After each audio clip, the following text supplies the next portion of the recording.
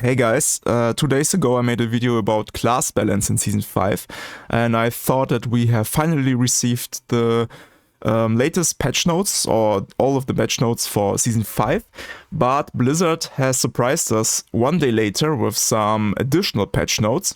So I guess now we have the final patch notes, and here we have some further information regarding the new unique items that will get released in Season 5. And today I want to speak about a specific unique item which was considered as, well, the most powerful unique item in Diablo 4 yet, which is called the Crown of Lucion. So I can also show you a picture of how it used to look like, because this item got a huge nerf.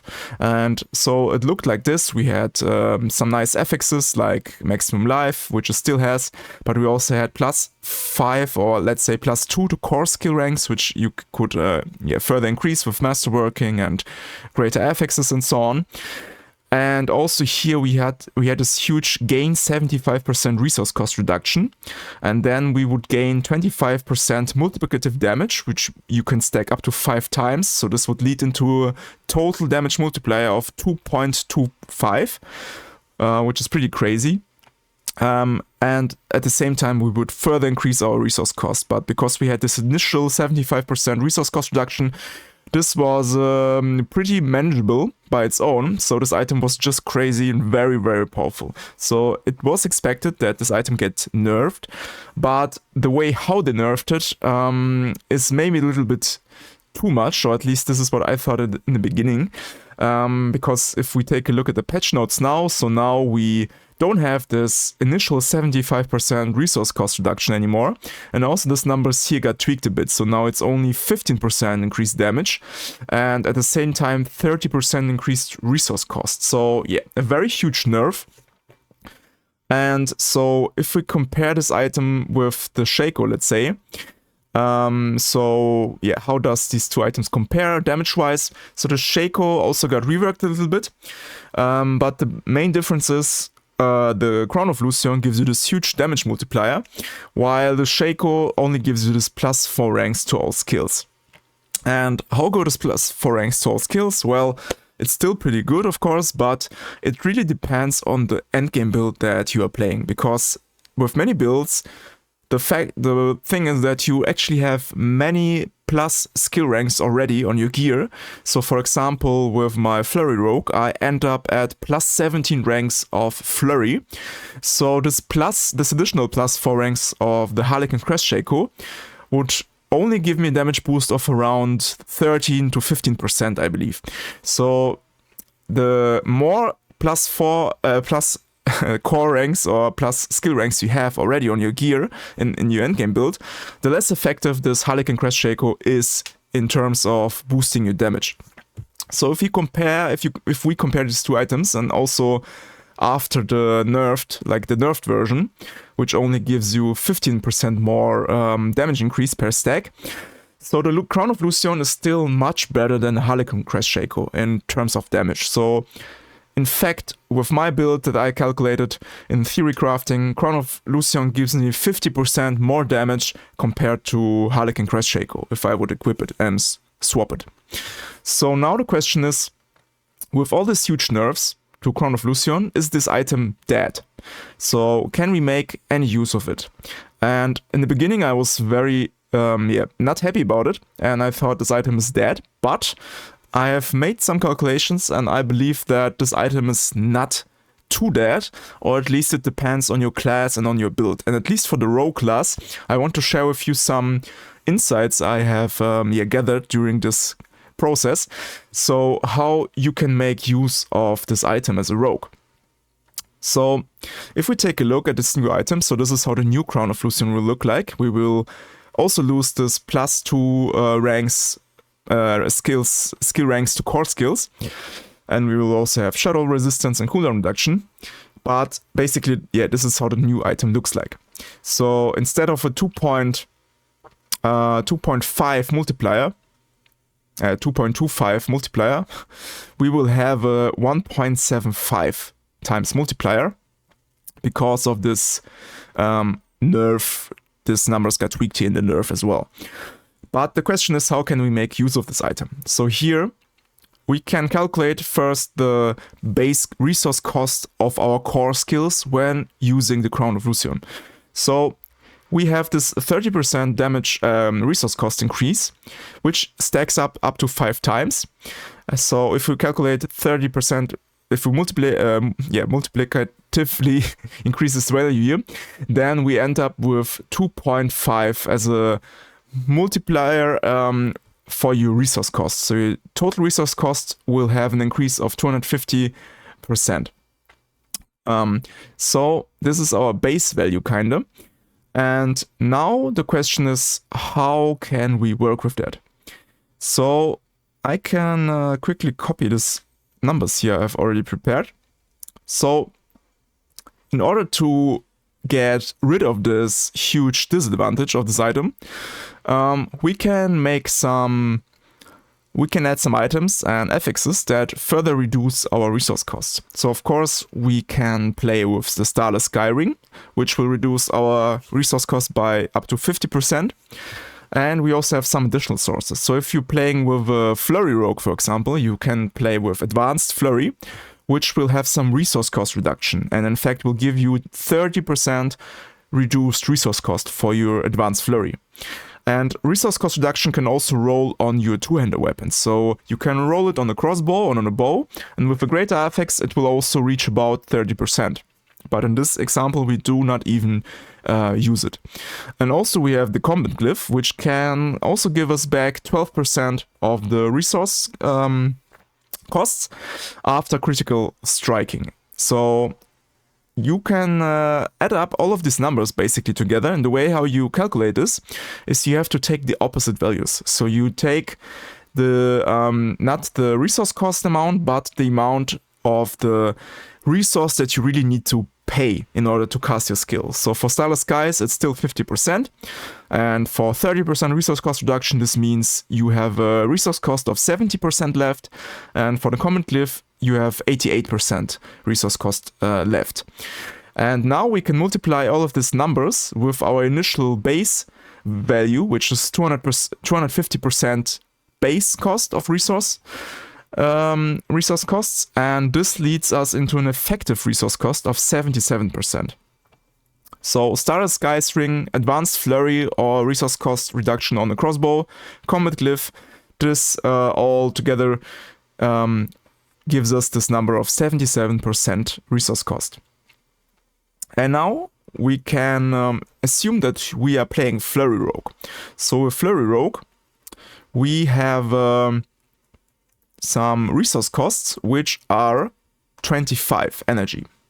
And now what we can do, so I've already prepared all of this here, we can multiply this 25 energy cost per flurry cast with the new effective resource cost factor, which is 77%, and this gives us this new value for flurry.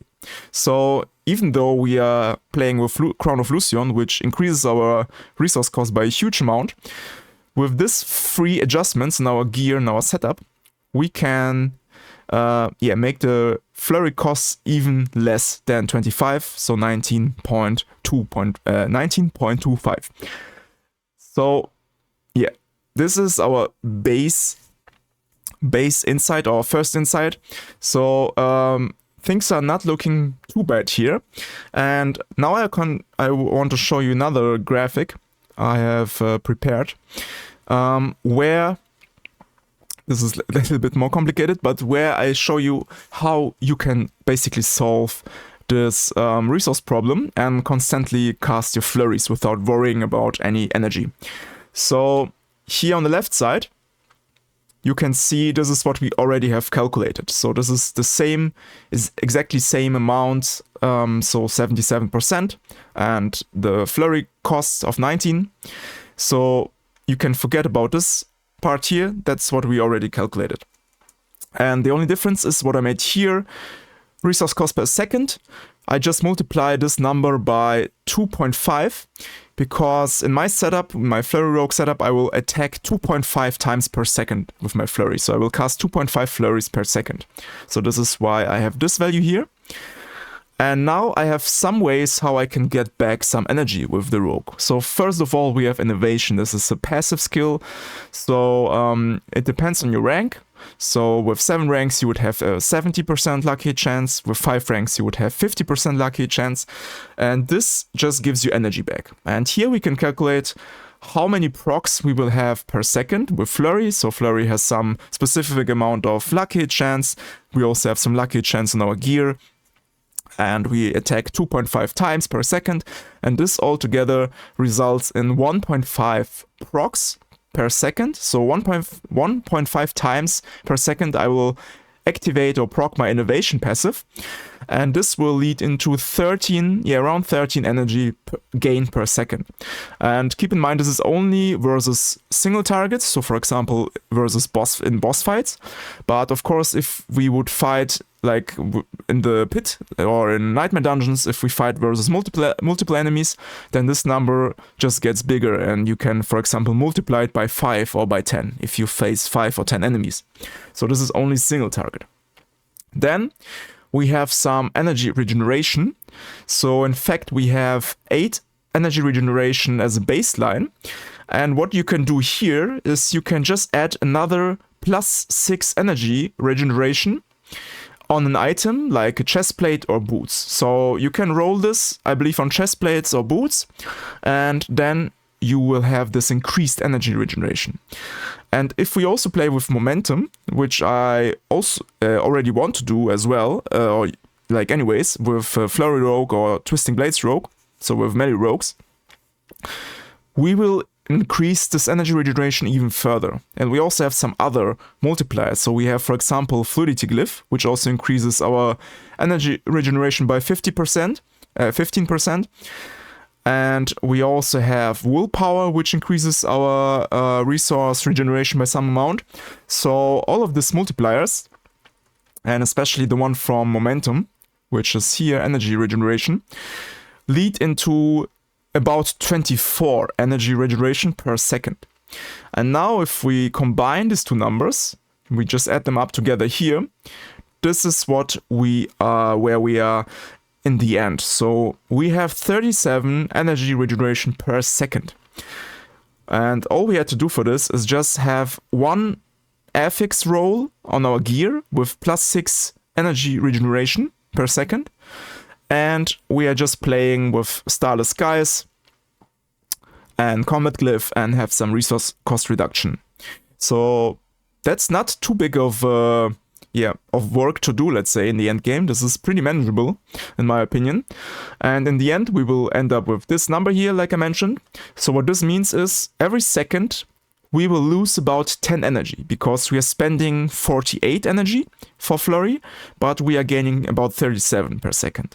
So we have an effective gain or loss of 10 energy per second, which means, assuming that we have 130 energy with momentum, we will need about 12 seconds until we drop our energy to completely empty level, so 0 energy. And now we also can play with Inner Sight. So Inner Sight will give us unlimited energy for some amount of time. And I really like playing with Inner Sight because we can also get some critical strike chance. And also I want to play with Leirena's Instinct in the Paragon board and also get some multiplicative damage bonus for Inner Sight. So I really like the specialization in Season 5. And so all we have to do, or to make sure, is that our Inner Sight cooldown is equal or less of this number here. Because if we need 11.9, so about 12 seconds until we drop at 0 energy, we just need to make sure that our Inner Sight procs within this time, because then we will just get back to full energy anyways, and we will have no problems at all. And I think this is pretty manageable. So in Season 4 I played a little bit of Inner Sight Rogue, and I believe even in the highest pit levels, so monster level 199, pit 100 and higher, during the boss fight it never took me longer than, let's say, 5 or 6 seconds to fill back my Inner Sight Gorg. So the cooldown of Inner Sight should be less than 12 seconds, I believe. So what this finally means is, with this setup that I just showed you here, it's pretty manageable to play with the Crown of Lucion. So the Crown of Lucion will give you this huge damage multiplier of 1.75, so we basically double up our damage, and it's much better than Harlequin Shako, which only increases your damage by around 15%. So I think for momentum inner side rogues, like Flurry Rogue, and you can also make a Twisting Blades build, I believe, the Crown of Lucion will be still pretty good, and maybe even best in slot. So yeah, this is the insight I have so far. So for some classes, maybe also for the Sorcerer class, I believe Sorcerers have also many ways how they can get some mana regeneration, or a lot of mana, and also maybe with the Necromancer with Bone Spirit, you can manage somehow this huge disadvantage of the nerf Crown of Lucion and get back a lot of energy or resource. So this is my insight. I think this item is not as dead as I thought in the beginning. There are some ways how you can still utilize this. And maybe this helps you somehow and inspires you to make your own build if you don't want to copy this blindly. Okay guys, so I hope yeah, this was some kind of new information for you and you enjoyed it. And I hope I see you in the next videos. I will make a lot of guides. So I hope tomorrow I will manage to upload my Flurry Rogue guide. So my starter build for Season 5 will be Flurry Rogue. So if you're interested in that, then yeah, watch this video tomorrow or at latest Tuesday, I think. And yeah, like this video, subscribe to this channel, and I see you in the next one, guys. Have a nice day and bye bye.